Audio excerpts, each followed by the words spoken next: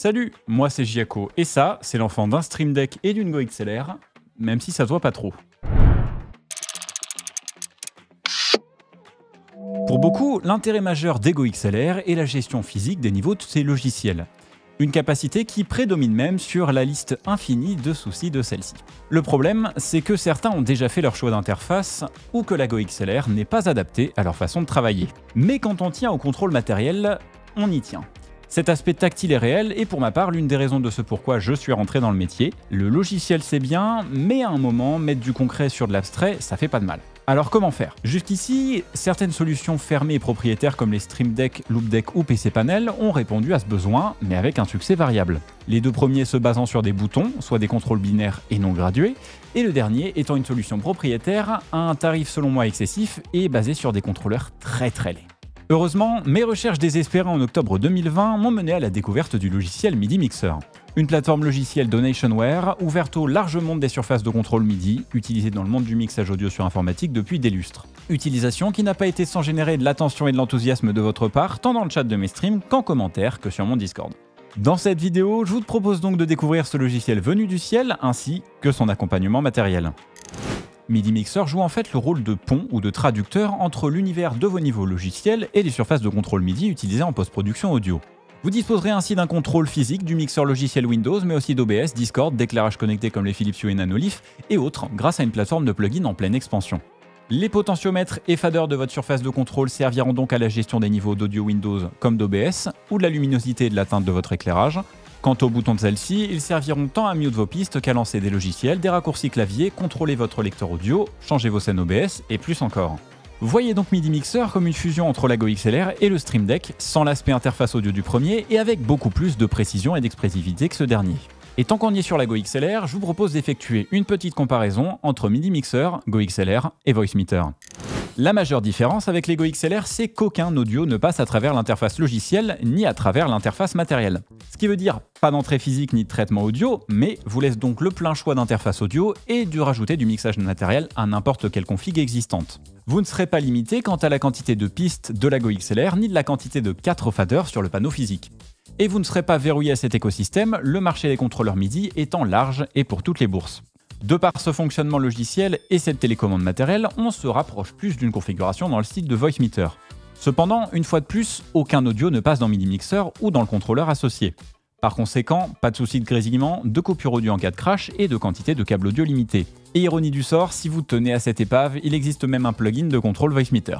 Ce manque de trajet audio sera donc à double tranchant, certains ayant des configurations le nécessitant à tout prix, et d'autres comme moi qui à l'inverse n'ont jamais ressenti le besoin d'un tel agencement. Perso, tant que j'ai le contrôle sur mes niveaux, ça me va. Et j'avancerai l'argument qu'écouter la même chose que son public est gage de sécurité. Mais chacun son chacun. Dans tous les cas, MIDI Mixer n'est que la moitié de l'équation. Alors que faut-il choisir en amont? Comme vous l'aurez compris par le nom et les explications précédentes, MIDI Mixer nécessite obligatoirement une surface de contrôle MIDI en amont pour opérer. Mais un gros souci, c'est que l'univers des surfaces de contrôle manque de normalisation et malgré les efforts de Mackie, avec les protocoles HUI et MCU, ça reste un joli foutoir de supporter l'ensemble des surfaces existantes. Par conséquent, MIDI Mixer raisonne sur un principe de profil qui répertorie les commandes des contrôleurs MIDI. 12 profils adaptés à 12 surfaces de contrôle sont proposés dans l'immédiat dans MIDI Mixer. Et la communauté sur Discord participe à l'expansion de cette liste, une communauté dont je fais activement partie depuis octobre 2020 et qui m'a rendu responsable de la création du profil pour la Behringer X-Touch Extender et de l'alpha test du support des vumètres. Dans le cas où vous auriez déjà un périphérique MIDI à disposition, surface de contrôle, synthé, clavier maître, contrôleur DJ, etc. et qu'aucun des profils fournis ou listés sur le Discord n'existe, il faudra alors créer le vôtre en vous aidant de la vidéo en fiche et en description.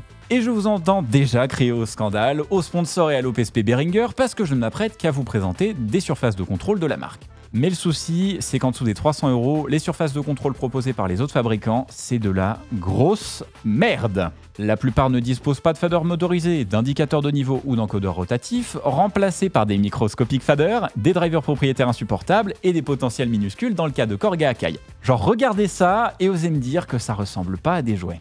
Et à l'inverse, au-delà de ce plateau, les prix montent très vite pour un gain en fonctionnalité moindre, perdant au passage l'un des majeurs attraits de cette solution, le faible coût. C'est donc après avoir jugé sur l'honneur que cette vidéo n'est d'une aucune façon affiliée à Music Group ou Behringer que je vous propose de voir mes propositions de surface de contrôle. Au prix de 55 €, la Behringer X-Touch Mini est la porte d'entrée la moins coûteuse et la plus compacte à l'univers des contrôleurs MIDI, et une qui m'a grandement surpris. En effet, pour moins de 60 €, vous aurez le droit à 8 encodeurs rotatifs couronnés de LED, 18 boutons rétro-éclairés en silicone tout doux, et un fader de 6 cm d'une fluidité orgasmique. Contenu dans un boîtier en plastique épais et esthétique et fourni avec un câble mini USB de qualité de 2 mètres. Franchement, si j'avais pas acheté mon X-Touch Extender, je n'aurais eu aucune idée de ce que je ratais, tellement ce petit bébé est parfait. Celui-ci ne nécessite par ailleurs pas de driver, mais pensez à maintenir le bouton MC appuyé au premier démarrage jusqu'à clignotement des boutons pour assurer la compatibilité avec MIDI Mixer en le passant en mode Mackie Control, indiqué par la LED dans le coin supérieur droit. Sur le profil de base, vous pourrez assigner jusqu'à 8 logiciels ou périphériques au potard en appuyant sur ceux-ci et les rendre muets en appuyant sur le bouton inférieur à chacun. Le fader sera assignable via le bouton Layer A et rendu muet avec le bouton Layer B. Quant à la seconde rangée de boutons, elle sera librement assignable. Certains seront peut-être rebutés par l'utilisation d'encodeurs rotatifs et non de fader et tendraient donc vers les Korg Nano Control 4 € plus cher. Cependant, l'aspect statique des faders sableux du NK2 et de la majorité des surfaces de contrôle de cette gamme rend presque inutilisable la fonctionnalité Focus, qui permet d'ajuster le niveau de la fenêtre au premier plan, en plus de nécessiter un driver infâme qui fait s'arracher les cheveux au tiers du Discord de MIDI Mixer. Les faders du NK2 ne se déplaçant pas d'un logiciel à l'autre, comment savoir quel est le niveau actuel du logiciel ? Et quand il s'agit de changer le niveau à l'aveugle, la position précédente du fader remplacera irrémédiablement le niveau du logiciel, créant ainsi un saut de niveau bien moche. Donc même si ça fait moins pro, respectez-vous et prenez un X-Touch Mini qui affichera de façon dynamique et instantanée les niveaux, ou même de jouer le rôle de vue-maître, j'en reparlerai dans le prochain chapitre. Avec le X-Touch Compact, toujours de la marque à l'oreille jaune, on rentre dans la cour des grands avec un prix de 289 € et un ensemble de fonctionnalités ajustées en conséquence.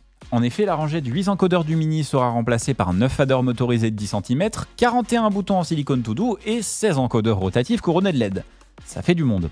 Les encodeurs sont identiques à ceux du Mini, donc d'une qualité correcte et d'une totale fiabilité, et les faders sont les mêmes que sur le reste des X-Touch, dont mon Extender, tout ça contenu dans un châssis métallique de qualité honorable et avec une alimentation interne qui génère peu de chaleur. Celui-ci ne nécessite pas de driver non plus, et vous retrouverez le profil associé en description. C'est donc 33 logiciels périphériques ou plugins que vous pourrez commander avec le profil de base, en plus d'avoir à disposition 14 boutons non assignés. Et le bonus sympa, c'est que vous retrouverez des entrées pour pédales d'expression et de sustain de façon à contrôler une coupure micro ou un niveau. Ah, il y a un hub USB de port intégré aussi. Si ça c'est pas littéralement le pied, je vois pas ce qu'il vous faut. Si vous souhaitez tout contrôler, c'est pour lui qu'il faut opter. Enfin, le voici le voilà, mon bébé, le X-Touch Extender.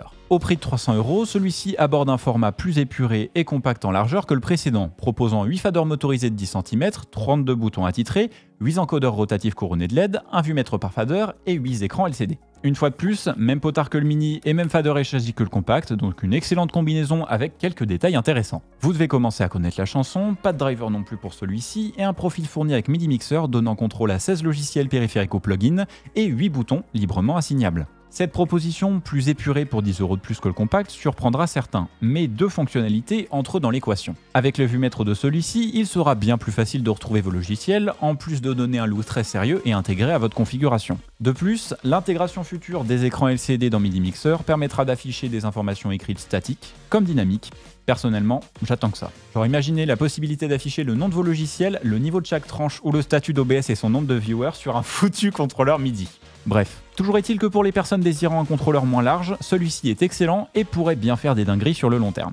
Pour y voir plus clair sur le fonctionnement de MIDI Mixer, je vous propose de refaire ma configuration personnelle. Une fois le logiciel installé et la X-Touch Extender connectée et allumée, je vais me rendre dans la page Profiles et charger le profil associé à mon contrôleur dans les presets. Dans le cas où vous disposez d'un contrôleur non présent dans les presets et que vous disposez d'un lien de profil tant disponible en description que sur le Discord du serveur, il vous suffira d'entrer ce lien sur votre navigateur et d'autoriser l'ouverture de MIDI Mixer au moment où celui-ci vous le demande. Le profil sera donc automatiquement importé sur votre ordinateur et vous pourrez le charger comme s'il était installé de base dans le logiciel. Je vais également installer les plugins OBS Studio et Discord trouvables sur le wiki de MIDI Mixer et me connecter à mon compte MIDI Mixer Plus pour charger plusieurs plugins en simultané. Une fois les plugins configurés et activés, reste plus qu'à assigner les logiciels à mes groupes. Côté fader, la première tranche est assignée à la fonctionnalité Focus, qui permet d'ajuster de façon dynamique le volume de l'application au premier plan, donc quand vous changez de fenêtre, le fader suit la danse.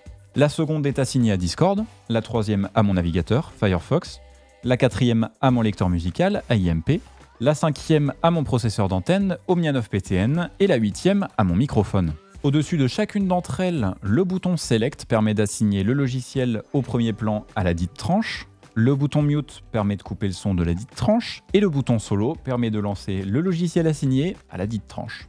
Mais j'ai perso retiré cette dernière capacité afin d'assigner ces boutons librement. Maintenant qu'on en a fini avec la section de groupe, nous allons maintenant passer à la section Buttons, boutons, pour assigner les 8 boutons Rec au changement de scène sur OBS et le dernier bouton Solo au passage en sourdine sur Discord.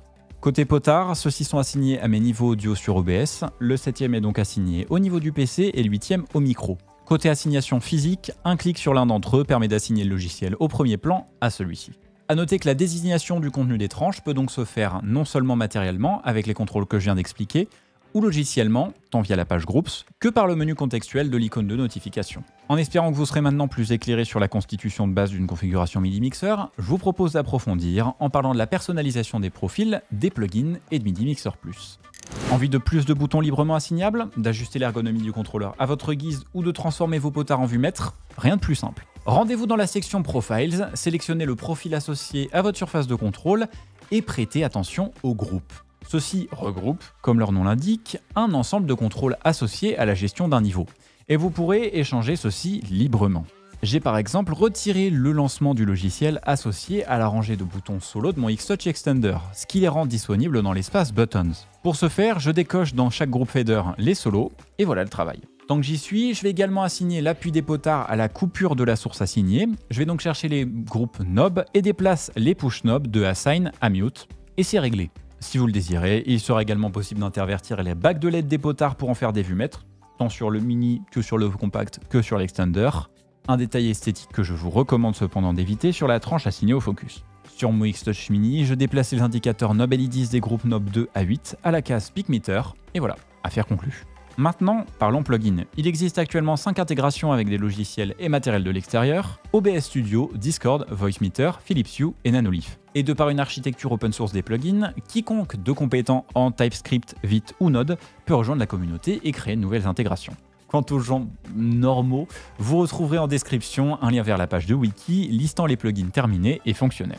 Au début de la vidéo, j'ai utilisé le terme Donationware pour qualifier MIDI Mixer. En effet, celui-ci est gratuit dans l'ensemble de ses fonctionnalités héritées, soit tout ce qui est proposé sur le logiciel, à l'exception de l'exécution des plugins, qui est limitée à un seul gratuitement. En l'échange de 5,90 € par mois pour l'abonnement MIDI Mixer Plus, ou d'un soutien du projet sur Buy Me a Coffee ou Patreon, vous disposerez ainsi de l'exécution d'autant de plugins que vous voulez, et d'un accès anticipé ou nouvelles versions et fonctionnalités. Certains seront donc rebutés par cette perspective, mais notez cela. Vous est proposé un logiciel à 95% gratuit, développé activement par un seul individu, Jack Williams, développeur de métier, qui prend sur son temps libre pour faire évoluer la plateforme et qui ne touche aucun revenu sur vos achats de contrôleurs MIDI. De plus, si vous avez besoin de plus de 2 plugins en simultané, le scénario classique est que vous souhaiterez contrôler OBS et votre éclairage connecté en même temps. Vous êtes donc probablement un créateur de contenu, qui touche probablement des revenus à travers la monétisation ou les donations. Alors je sais pas ce que vous en dites, mais pour moi c'est parfaitement logique de reverser une part de vos revenus aux développeurs des outils qui vous permettent de créer dans le confort. D'autant plus que ce n'est pas par radinerie mais par logique que Jack a fait ce choix. La preuve, il m'a de son propre chef proposé de créer un code promotion pour cette vidéo. Les 10 premières personnes à faire usage du code JIACODE auront donc droit à 50% de réduction sur leurs 2 premiers mois d'abonnement. En conclusion, j'adore MIDI Mixer. C'est un logiciel dont je ne peux plus me passer et qui a véritablement changé la façon dont j'utilise mon ordinateur au quotidien. Ça fait partie des dernières choses qui me retiennent sur Windows et qui font que je ne file pas sur Linux. Et avec des fonctionnalités de groupe de logiciels et de multipériphériques qui arrivent dans les mois qui suivent, je suis pas prêt de lâcher le projet d'une semelle. D'autant plus que sur le long terme, on voit des possibilités de pagination, la possibilité d'intégration avec les éclairages Elgato, les Leafex, Home Assistant, la gestion de luminosité des écrans, un mode sombre, un HUD étendu et une fonctionnalité soundboard, et ça, c'est même pas tout, c'est que les plus intéressants. J'encourage donc fortement tous ceux qui le peuvent à soutenir ce projet ambitieux, tant via la prise d'abonnement MIDI Mixer que par le soutien sur Patreon ou Buy Me a Coffee, qui donnera également accès à des privilèges. Et pour ce banc en anglais, à rejoindre le serveur Discord pour discuter avec l'ensemble de la communauté, remercier le développeur et fournir votre aide. Et si vous êtes intéressé par l'utilisation de MIDI Mixer, vous retrouverez en description tout le nécessaire pour son installation et son utilisation. Également, vous retrouverez un lien pour participer au concours pour tenter de remporter un X-Touch Mini qui, je le rappelle, prend fin le 31 août à 18 h. Bonne chance à tous. Et pour les impatients ou ceux qui souhaitent des surfaces de contrôle plus puissantes, vous retrouverez dans cette même description des liens d'achat Affiliatoman vers l'ensemble des surfaces présentées dans cette vidéo. Voilà, c'est tout pour cette longue vidéo de présentation de MIDI Mixer, j'espère que celle-ci vous aura plu. Si c'est le cas, n'hésitez pas à l'aimer et à la partager. Si vous avez des questions ou remarques, à m'en faire part dans les commentaires, à rejoindre mon serveur Discord pour discuter, jouer, vous faire aider et passer des bons moments. À me suivre sur Twitch, je suis en diffusion tous les mercredis et vendredis soirs de 21h30 à 23h30. À me suivre sur Twitter et Facebook pour être informé des futures diffusions, publications de l'envers du décor et de mes impressions des nouvelles sorties matérielles. Et pour les plus fous d'entre vous, à vous rendre sur mon YouTube de façon à faire un don direct pour soutenir la chaîne. En vous remerciant d'avoir regardé cette vidéo jusqu'à la fin et pour votre soutien, moi je vous dis à bientôt pour un prochain stream ou de prochaine vidéo. Salut, c'était Giaco.